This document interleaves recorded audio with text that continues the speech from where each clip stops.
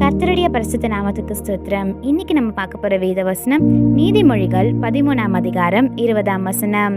ஞானிகளோடு சஞ்சரிக்கிறவன் ஞானம் அடைவான், மூடருக்கு தோழனோ நாசமடைவான். Walk with the wise and become wise, for the companion of fools suffers harm. Proverbs 13:20. இது நம்ம ஒரு சின்ன கதையை பார்த்துடலாமா? கேப்ரியல் கனவுகளும் லட்சியங்களும் நிறைந்த ஒரு கல்லூரி மாணவனா இருந்தானா. ஆனா அவனை சுற்றியுள்ள நண்பர்கள் அவனுடைய வாழ்க்கைய பாதித்தாங்களா. கல்லூரியில அவனுக்கு 2 விதமான நண்பர் குழுக்கள் இருந்ததா. ஒரு குழு படிப்பில் கவனம் செலுத்தி ஆசிரியர்களை மதித்து ஒருவருக்கொருவர் வளர்ச்சி அடைய ஊக்குவித்தாங்களா. அவர்களுடன் இருந்தபோது கேப்ரியல் பொறுப்புடனும் நம்பிக்கையுடனும் மாறினானா. இன்னொரு விதமான நண்பர்கள் இருந்தாங்களா. அவர்கள் வகுப்புகளை தவிர்த்து ஆசிரியர்களை கேலி செய்து நேரத்தை வீணடிப்பாங்களா.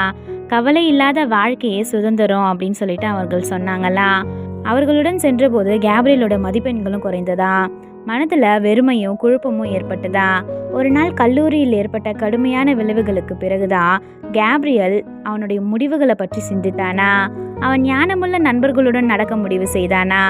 மெதுவா அவனது எண்ணங்கள் மாறுச்சான், முயற்சிகள் அதிகரிச்சுதான், வாழ்க்கை சரியான பாதையில் நகரத் தொடங்கியதா. அப்பொழுதுதான் கேப்ரியல் ஒரு உண்மையை உணர்ந்தானா. நம்ம யாருடன் நடக்கிறோமோ அவர்கள் தான் நம்மளை உருவாக்குறாங்கன்னு சொல்லிட்டு. ஞானிகளுடன் நடப்பவங்க தான் ஞானம் அடைவாங்க, மூடர்களின் தோழன் தான் தீங்கை அடைவாங்க. அமேன்.